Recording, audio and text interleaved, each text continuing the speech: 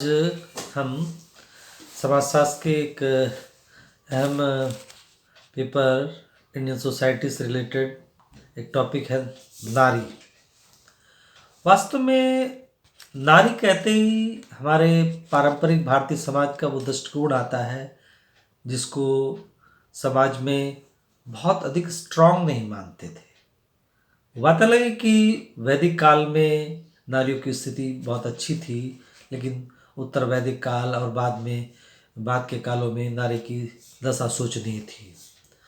वर्तमान समय में नारी का जो दृष्टिकोण है वो घरों से निकलकर ऑफिस तक पहुंच गई है, बिजनेस करने लगी है, मुख्यमंत्री, प्रधानमंत्री, राष्ट्रपति तक वो पहुंची है।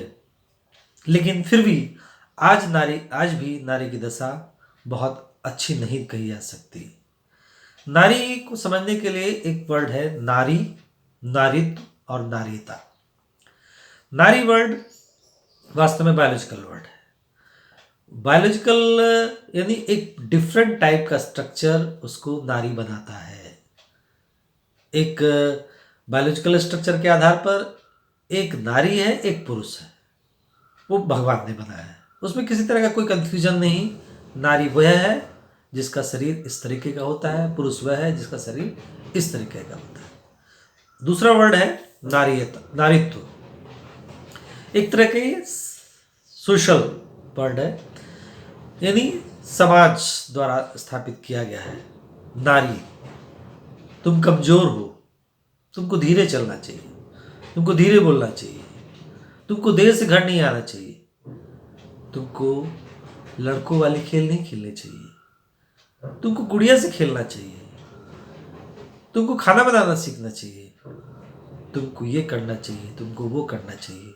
सोसाइटी में बचपन से ही परिवारों में पड़ोसियों द्वारा कही गई बातों के आधार पर स्कूल कॉलेजों में सिखाया जाता है, तुम लड़की हो के ऐसा काम कर रही हो, तुम तेज क्यों बोल रही हो, तुम ऐसा व्यवहार क्यों कर रही हो। यानी सोसाइटी उसको हर स्थान पर, हर समय में उसको इस तरह की ट्रेनिंग देता है, उस तरह से रोकता है।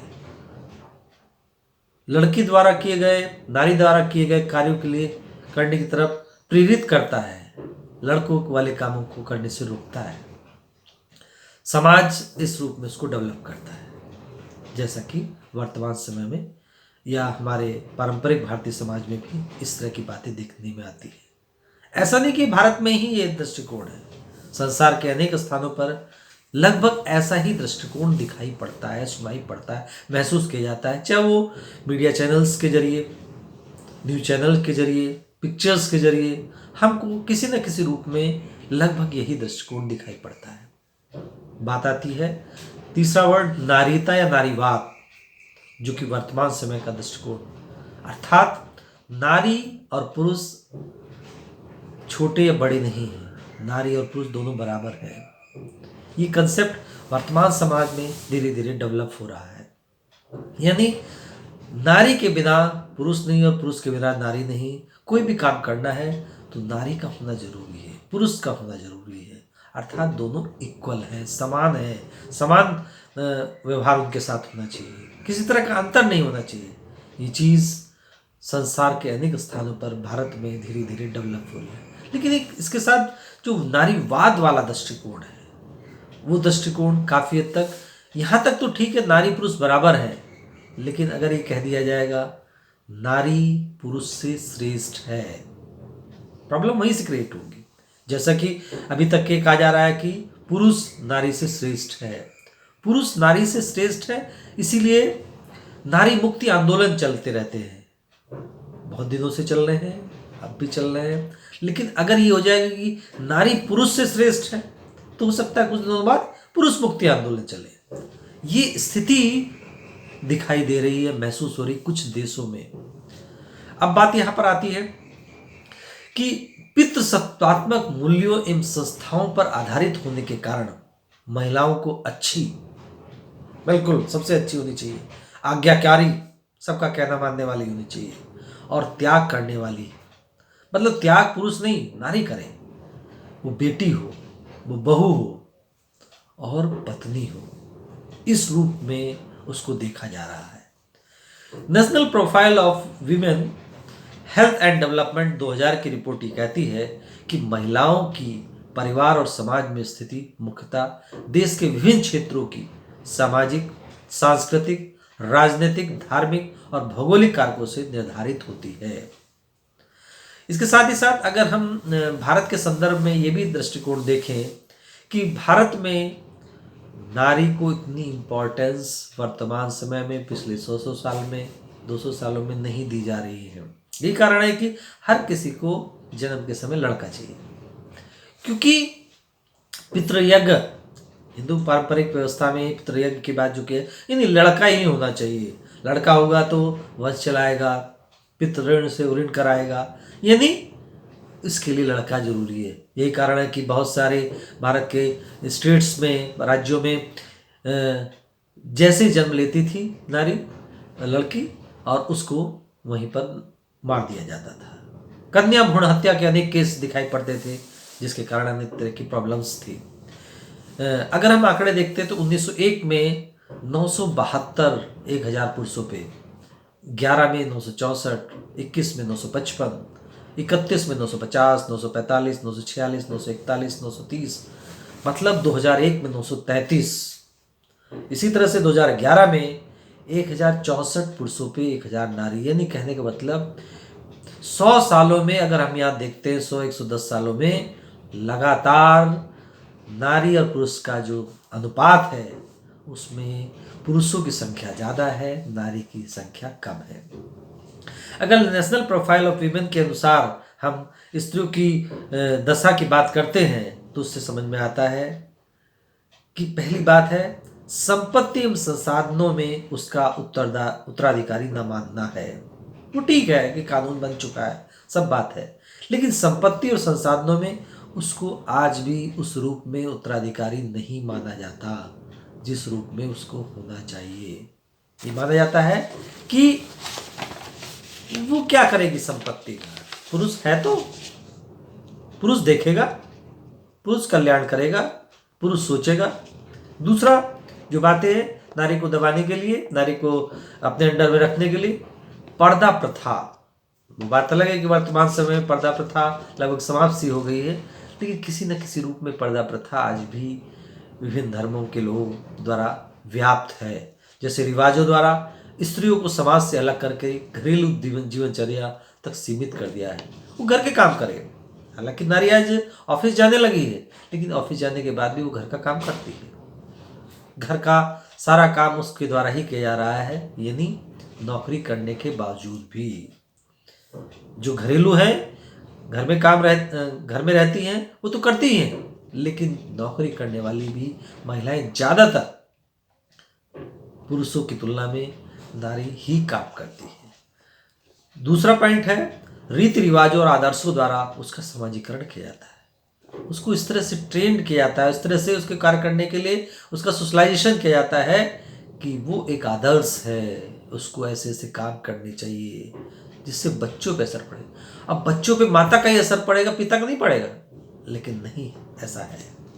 इसके अलावा विवाह के माध्यम से जीवन और संपत्ति की सुरक्षा है तो उसका प्रयोग किया जाता है। विवाह मैरिज कर दी, अगर वो मैरिज नहीं कर रही है तो कुछ गड़बड़ है।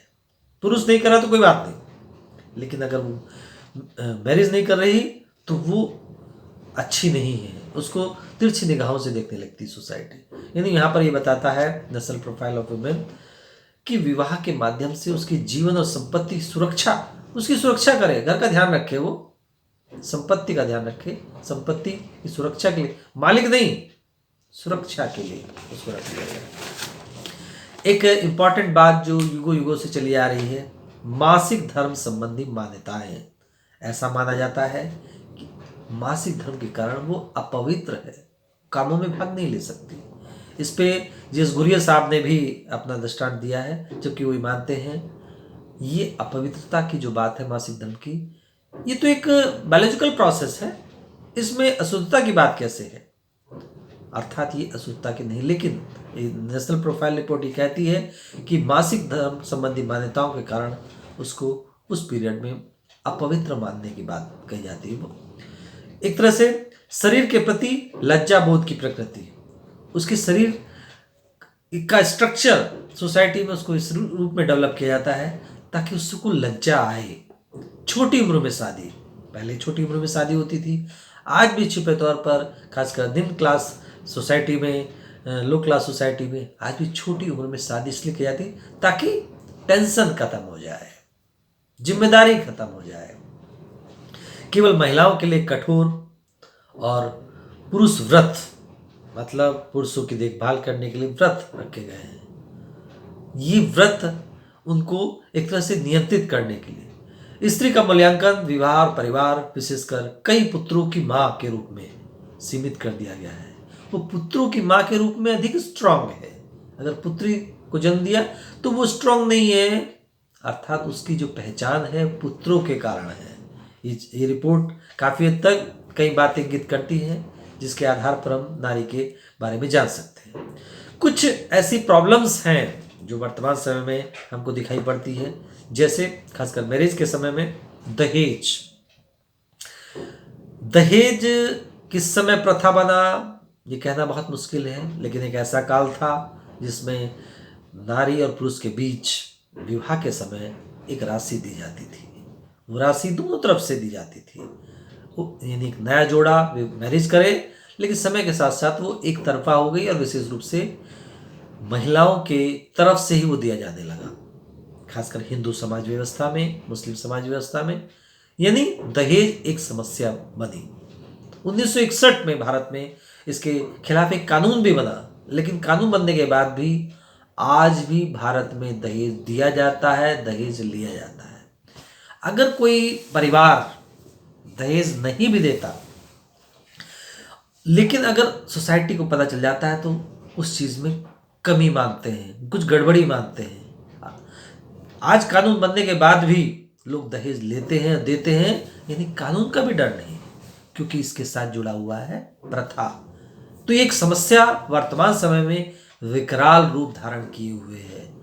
अभी तक ये बात कही जाती थी कि अशिक्षा के कारण ये समस्या है, लेकिन जैसे जैसे व्यक्ति पढ़ रहा है, बड़ी बड़ी पोस्ट पे पहुंच रहा है, बड़े बड़े पदों पे पहुंच रहा है, दहेज की राशि उसी तरह से बढ़ती जा रही है। आईएएस का ये रेट है, पीसीएस का ये रेट है, ऑफिसर का ये रेट है, क्लर्क का ये रेट है, चपरासी का ये रेट है, टीचर का ये रेट है, मतलब शिक्षित का रेट है। यानी पढ़ने के साथ साथ दहेज की राशि लगातार बढ़ रही है। इसके अलावा अत्याचार और भेदभाव, देश में सबसे ज्यादा अत्याचार के जो दृष्टिकोण दिखाई पड़ते हैं, वो अत्याचार का दृष्टिकोण विशेष रूप से नारी के खिलाफ ही किया जा रहा है। उसको भेदभाव भी किया जाता है, यानी लड़के और लड़की में घरों में भेदभाव है, पड़ोसियों के दृष्टिकोणों में भेदभाव है। जिसके लड़के हैं वो मजबूत है, उसका सम्मान है, जिसके पुत्रियां हैं उसका सम्मान नहीं है। यही कारण है कि जिसके पहली लड़की हो गई, दूसरी लड़की हो गई, तब भी वो पढ़ा लिखा होने के बाद भी आज भी वो तीसरा लड़के का प्रयास करता है। ये क्या बात है? ये जो भेदभाव है, ये भेदभाव आज भी खत्म नहीं हुआ है। इसके अलावा जीवन चक्र के दौरान उत्पीड़न और भेदभाव, अगर हम भ्रूण की बात करें तो लिंग निर्धारण, यानी जन्म से पहले ही लिंग निर्धारण का प्रयास किया जाता है, जबकि गवर्नमेंट ने निश्चित कर दिया है कि डॉक्टर्स जो ये बताएगा उसके खिलाफ कार्रवाई होगी, कानून भी बना दिया, लेकिन बावजूद उसके आज भी लिंग पता करने का प्रयास प्रत्येक व्यक्ति करता है। वो जानना चाहता है कि लड़का है लड़की है तो उसको मरवा दो। यानी कन्या भ्रूण हत्या, स्त्री भ्रूण हत्या का जो दृष्टिकोण वर्तमान समय में दिखाई दे रहा है। हालांकि इसके खिलाफ अनेक आंदोलन चल रहे हैं, अनेक प्रदर्शन होते रहते हैं, लेकिन बावजूद उसके कई बार तो ऐसा है कि प्रदर्शन में, आंदोलन में सबसे आगे जो खड़े होते हैं, सबसे पहले वही पता करने का प्रयास करते हैं। ये कैसी विडंबना है, लेकिन ऐसा दृष्टिकोण दिखाई पड़ रहा है। नवजात शिशु यानी जन्मजात शिशु हत्या, ये चीज दिखाई दे रही है। यानी पहली बात तो पहले प्रयास किया जाएगा, लेकिन अगर जन्म ले भी लिया है तो उसके बाद भी ये प्रयास होता है कि किसी तरह से अगर लड़का है तो ठीक है, लड़की है तो उसको मरवाने का प्रयास होता है, उसकी हत्या का प्रयास होता है। और अनेक राज्यों में इस तरह के अनेक दृष्टिकोण, अनेक एग्जाम्पल्स दिखाई पड़ते हैं। इसके साथ ही कुपोषण, लड़का है तो अच्छा अच्छा खिलाया जाएगा, अगर लड़की है अरे जी जाएगी, किसी तरह से उसका कल्याण हो जाएगा। बचपन, शिक्षा व चिकित्सा सुविधाओं का अभाव है, यानी लड़कियों के लिए शिक्षा की व्यवस्था आज भी बहुत अच्छी नहीं है। कई ऐसे ग्रामीण क्षेत्र हैं, कई ऐसे पिछड़े क्षेत्र हैं, पिछड़े शहर हैं जहाँ पर आज भी लड़कियों को बहुत अच्छी शिक्षा देने के पक्ष में सोसाइटी नहीं रहती है।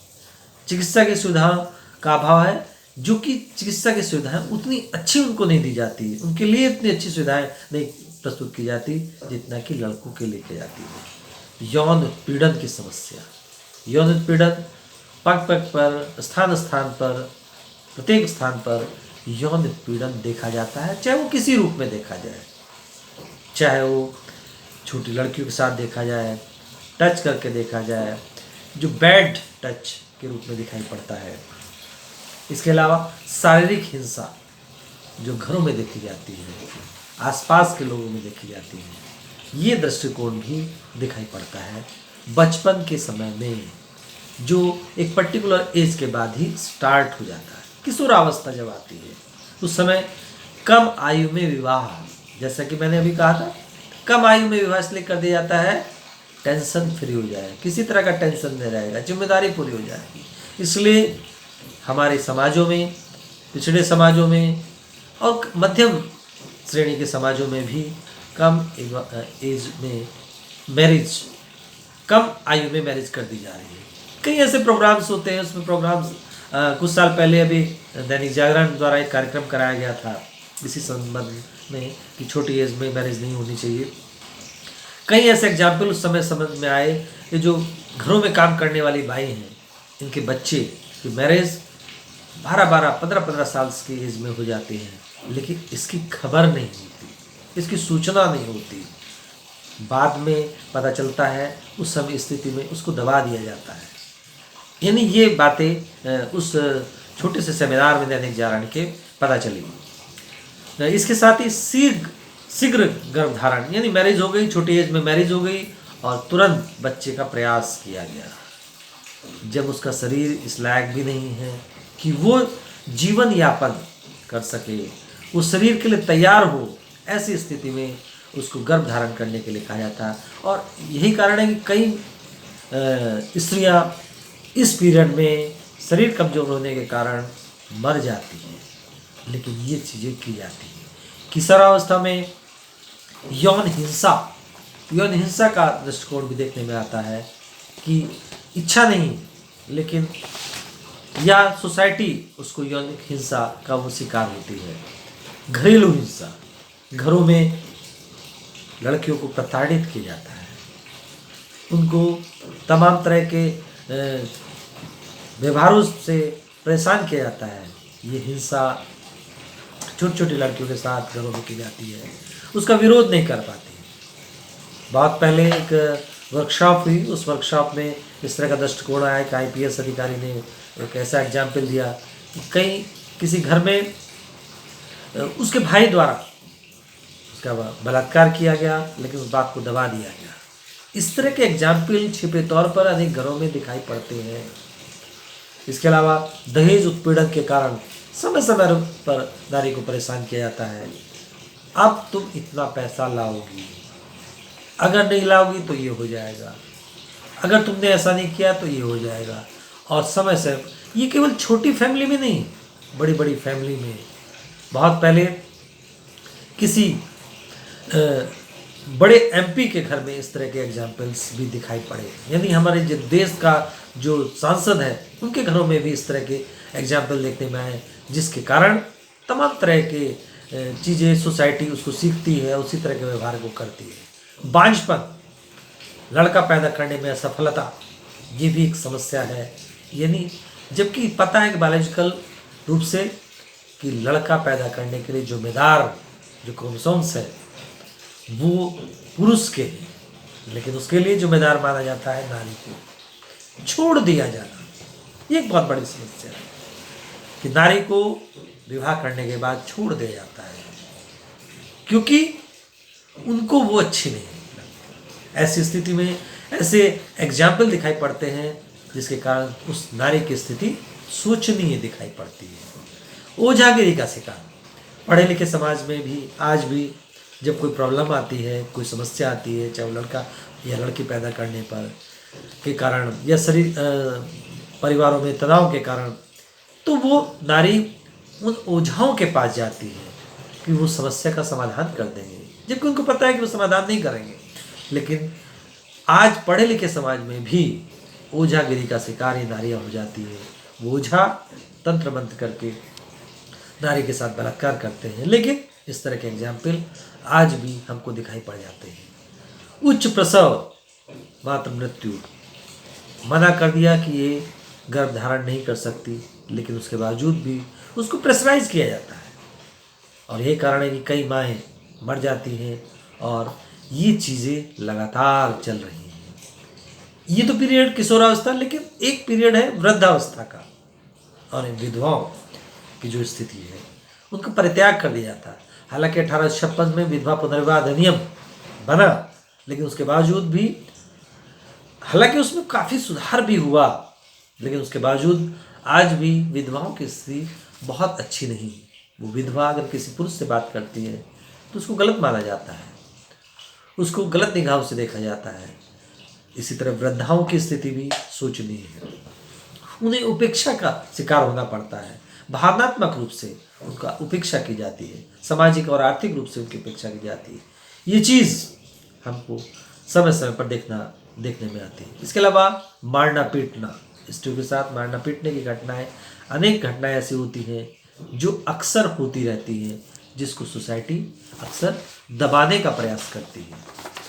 यानी यहाँ पर हम देखें कि लगातार सोसाइटी में इस तरह के अनेक एग्जाम्पल दिखाई पड़ते हैं। बलात्कार, अनेक ऐसी घटनाएं हैं जिसमें बलात्कार किया जाता है।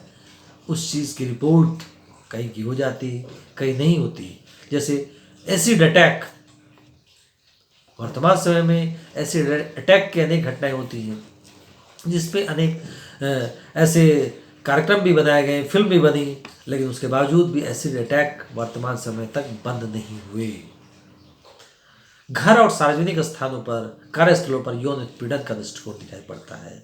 ऑफिसेज में काम करना एक नारी के लिए उतना आसान नहीं है, जबकि कानून बने हुए हैं। स्कूल कॉलेजों में, ऑफिसेज में कानून बने हैं, लेकिन उसके बावजूद भी वो सार्वजनिक स्थानों पर जब जाती है तो कमेंट का शिकार होती है, बैड टच का शिकार होती है। वो किसी ऑफिस में बैठी है तो उसको दोहरे अर्थ के शब्दों का शिकार होना पड़ता है। छेड़छाड़ की अनेक घटनाएं अक्सर आए दिन होती रहती है, कानून बनने के बावजूद भी। अपहरण, लड़कियों का अपहरण भी हो जाता है। ये भी एक समस्या वर्तमान समय में दिखाई पड़ रही है। प्राचीन काल से हालांकि समस्या थी, कई लड़कियों का अपहरण कर लिया जाता, फिर उनसे वेश्यावृत्ति के लिए मजबूर किया जाता था। कानून बना वेश्यावृत्ति के खिलाफ, लेकिन उसके बावजूद भी अपहरण का अनेक दृष्टिकोण आज भी किसी न किसी रूप में दिखाई पड़ जाते हैं। वेश्यावृत्ति जो कि एक समस्या है प्राचीन काल से लेकर वर्तमान समय तक, इसके खिलाफ वर्तमान में कानून बन गया है। हालांकि आज स्थिति उतनी खराब नहीं वेश्यावृत्ति के संदर्भ में, लेकिन वेश्यावृत्ति पूर्णतः समाप्त नहीं हुई है। इसके अलावा एक इम्पॉर्टेंट समस्या है चिकित्सकीय हिंसा। एक नारी जिसकी चिकित्सा एक पुरुष का द्वारा की जाती है अगर, तो वह अपने दुख दर्द को, अपने साथ हुए व्यवहारों को हर किसी से नहीं कह सकती। कई ऐसे डॉक्टर्स जो बैड टच के जरिए, बैड एक्टिविटीज़ के जरिए उसके साथ व्यवहार करते हैं, लेकिन उसको वो सब चीज़ें दबाए रखनी पड़ती हैं। हालांकि इतनी समस्याओं के बावजूद भी भारत सरकार द्वारा, उत्तर प्रदेश सरकार द्वारा या प्रदेश की सरकारों द्वारा अनेक प्रयास किए गए हैं, अनेक एनजीओज द्वारा प्रयास किए गए हैं, अनेक समाज सुधारकों द्वारा प्रयास किए गए हैं, जो समय समय पर इस तरह के सुधार के कार्यक्रम लाते हैं, लेकिन उसके बावजूद भी स्थिति बहुत अधिक स्ट्रांग नहीं है। एक प्रयास अनुच्छेद 14, कानून की निगाह में सब बराबर है। अभी तक ये बात की जाती थी कि नारी और पुरुष में, दोनों में से केवल पुरुष श्रेष्ठ है, लेकिन कानून की निगाहों में अनुच्छेद 14 में ये व्यवस्था की गई कि दोनों बराबर हैं, दोनों को समान माना जाए। इस आधार पर भेदभाव नहीं किया जाए कि वो नारी है। यही कारण है कि खासकर श्रमिक कानून में कि स्त्री को कम पैसे दिए जाते थे एक जमाने में, लेकिन अब कानून की निगाहों में सब बराबर है। अनुच्छेद 15 कहता है लिंग के आधार पर भेदभाव नहीं होना है।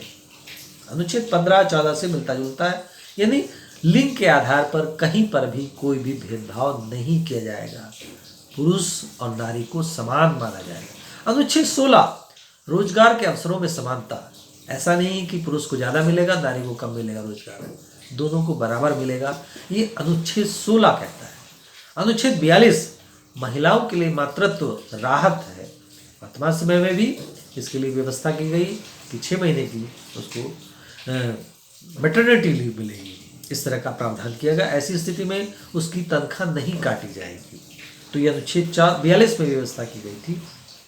इसके अलावा विशेष विवाह अधिनियम 1954, किसी भी जाति धर्म की 18 वर्ष की लड़की मैरिज कर सकता है, किसी भी धर्म में, किसी भी जाति में, उसको किसी तरह की कोई रोक नहीं है।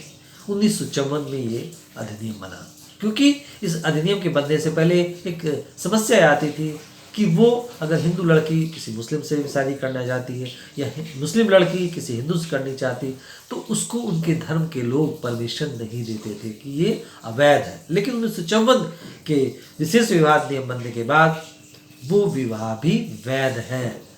अर्थात इस एक्ट के बनने के बाद, इस अधिनियम के बनने के बाद ये चीज़ों में अंतर आया है। हिंदू विवाह अधिनियम 1955, ये 1955 में बना, जिसके आधार पर सप्तपदी के बाद पूर्ण विवाह। अगर एक विवाह है दूसरा नहीं है, तो इस स्थिति में वर्तमान समय में इस अधिनियम के बनने के बाद हिंदू विवाह का दृष्टिकोण क्लियर हो गया। अर्थात अब तलाक भी लिया जा सकता है, जबकि हिंदू में माना जाता था तलाक नहीं, पति पीटे कूटे मारे, लेकिन वो तो 7 जन्मों का साथ है। लेकिन अधिनियम बनने के बाद इस चीज़ में संशोधन हुआ। लेकिन उस स्थिति में, जैसे पागलपन की स्थिति में, धर्म परिवर्तन किसी ने कर लिया, उस स्थिति में, असाध्य या संक्रामक रोग हो गए, उस स्थिति में तलाक मिल सकता है। यानी 1955 का अधिनियम ने हिंदू स्त्रियों की स्थिति में सुधार किया है। दहेज निषेध अधिनियम, जैसा कि जिक्र किया था, 1961 में बनने के बाद दहेज लेना और देना दोनों गलत है। ऐसी स्थिति कोई करता है तो उसको जेल भी होगी और साथ में उसको कुछ जुर्माना भी देना पड़ेगा। हालांकि ये समय समय पर इसको सख्त किया जा रहा है, उसके बावजूद भी इसमें बहुत अधिक सुधार नहीं, लेकिन थोड़ा बहुत परसेंटेज सुधार हुआ है। बाल विवाह प्रतिबंध अधिनियम 1976, जो 1929 में बना, समय समय पर इसमें संशोधन भी किया जाता है और इसमें चेंज किया जाता है। हिंदू दत्तक एवं निर्वाह अधिनियम 1955 बना, इसके जरिए काफ़ी हद तक अब कोई भी स्त्री किसी बच्चे को गोद ले सकती है, उसका निर्वाह कर सकती है। इसके साथ साथ हिंदू उत्तराधिकार अधिनियम 1956, जिसके आधार पर उत्तराधिकारी का लिया जाता है। संपत्ति के अधिकार 1937, हालांकि वर्तमान समय में संपत्ति में स्त्रियों को स्थिति में सुधार आया। ये कुछ जो कानून बने हैं जिसमें समय समय पर एक डिमांड रही है, जिसके जरिए इस तरह के कानूनों को बनाने की आवश्यकता महसूस की गई। बावजूद इसके स्त्रियों की स्थिति में सुधार उतना नहीं हुआ, लेकिन फिर भी काफ़ी हद तक ये सुधार की तरफ ये कानून, ये अनुच्छेद इंगित करते हैं। और समय समय पर इस तरह के नियम बनाए जाते रहने से आगे चलकर इन चीज़ों में, इस तरह की समस्याओं में सुधार हो सकता है। सोसाइटी की सोच सही होनी चाहिए।